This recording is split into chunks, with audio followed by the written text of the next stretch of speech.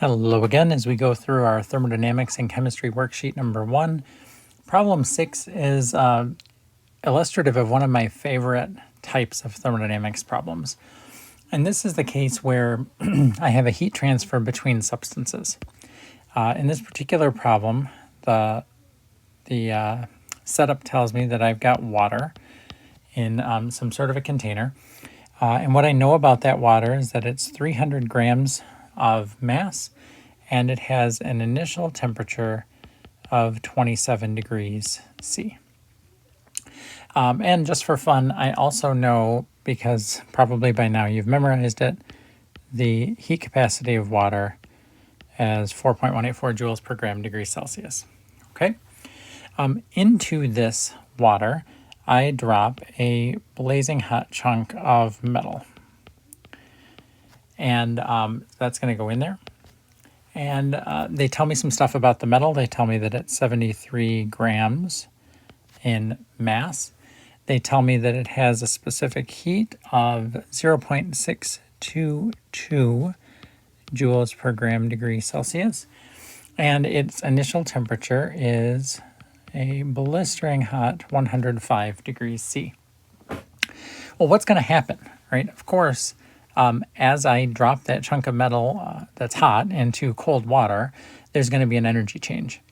And, you know, the concept here is pretty straightforward. You all know from intuitive experience that the hot metal will transfer its energy into the water, and the final temperature of the whole system will eventually be the same. And although that's intuitive, it's a critical thing to recognize for this problem. What I can say here is that the energy change in the metal is equal to the energy change of the water.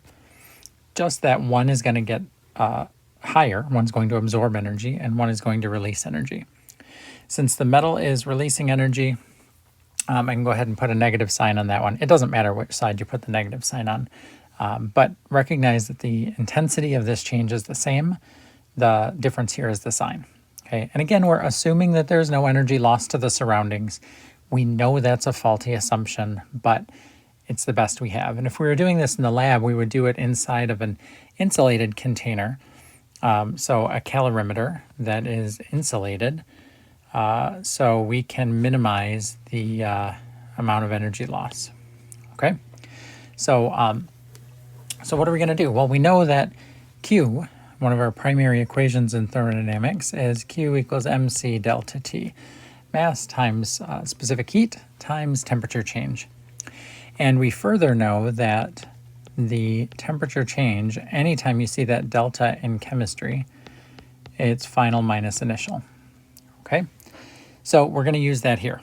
We're going to say, don't forget this negative sign out front, Q of the metal is mass of the metal times specific heat of the metal times temperature change of the metal, which is final temperature minus initial temperature of the metal. Okay, I guess I've got to go to a different bracket here to keep my mathematics friends happy. All right, Q of the water then is mass of the water times specific heat of the water times the temperature change final minus initial of the water. Now, I have what looks like 8 variables here. Good news is I know 6 of them, and a couple of them are the same. So let's go through and fill this in. All right, don't forget my negative sign out front. Now, mass of the metal, I know 73 grams. Okay. The heat capacity of the metal here, specific heat, 0.622 joules per gram degree C. And then final temperature is what I'm being asked to find out. I guess I didn't tell you that. That's what they ask. What's the final temperature of the water? Initial temperature, I know for the metal, was 105 C. All right. Other side of the equation, I know I had 300 grams of water. I know its heat capacity, like a broken record, 4.184 joules per gram degree Celsius. And final temperature of the water is the same as the final temperature of the metal. right? They've reached equilibrium. So I just have the same variable. And the initial temperature of the water was 27C. So now I have a situation where I have a whole bunch of numbers all over the place, and I've got only one variable. And so now it's just a matter of being careful. I'm going to do something that goes against every bit of my training and what I say to students. I'm going to forget about my units after this step, only because we can check it out right now and see that everything's going to work. Okay? Here's what I've got. My grams are going to cancel right there and right there. All right? My joules, when I ultimately end up solving for this thing, my joules are going to cancel because I'm going to end up dividing one side by the other. So those are going to go away. What I'm going to have left is degrees Celsius.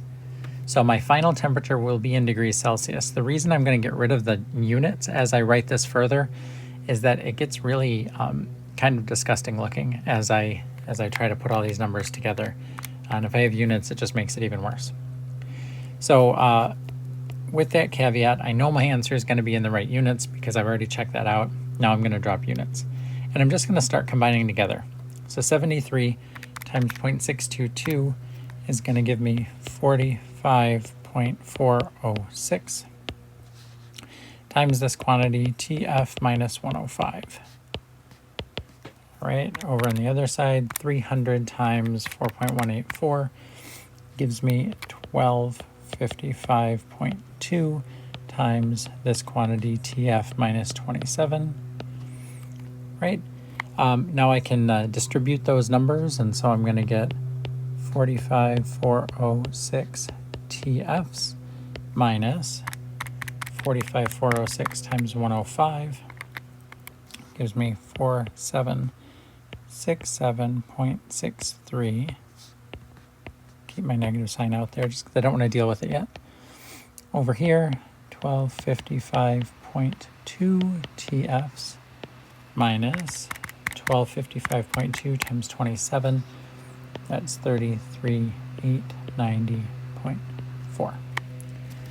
All right, so really I'm just doing some arithmetic and algebra here. Now I guess I've got to deal with this negative sign. All right, so negative 45,406 TFs plus 4767.63. I've just distributed the negative sign throughout. And we'll recopy this bit of the problem. All right, so I'm going to add my 45 TFs to both sides.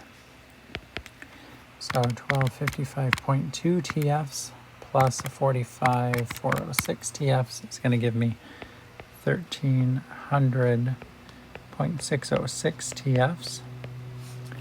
And I'm going to add my 33,000 number to both sides. So 4767.63 plus 33,890.4 is going to give me 38,658.03.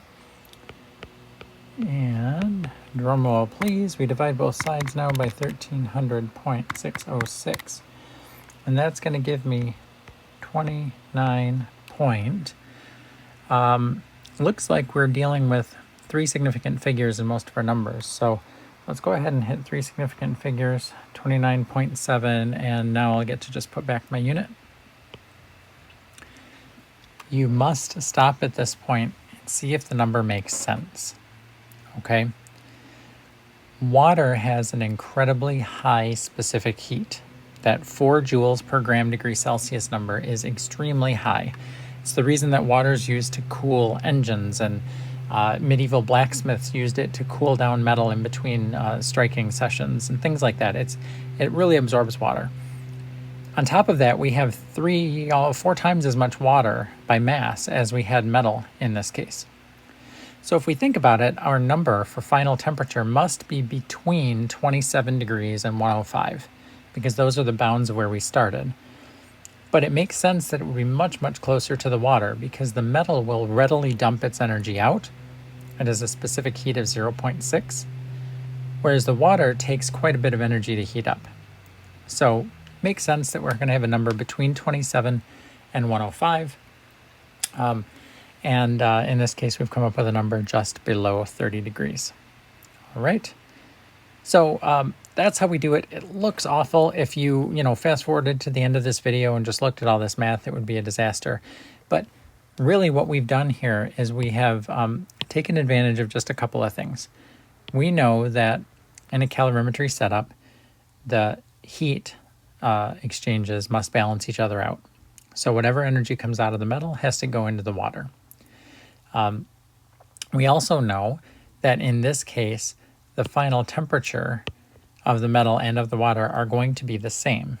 And so even though, on the second line there, it looks like an awful lot of stuff going on, once we plug in our numbers, we only have one variable to solve for.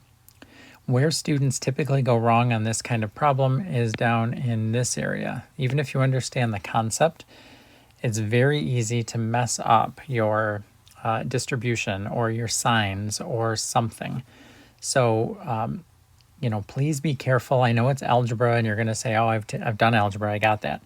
Just be careful, particularly with decimal numbers, not to misplace a decimal, to misplace a sign, to try to do too many steps in one go, right? Write it out, be careful, and make sure your final answer makes sense. All right. With that, I'm going to say goodbye on this one and tune into another video for the rest of the problems. Take care.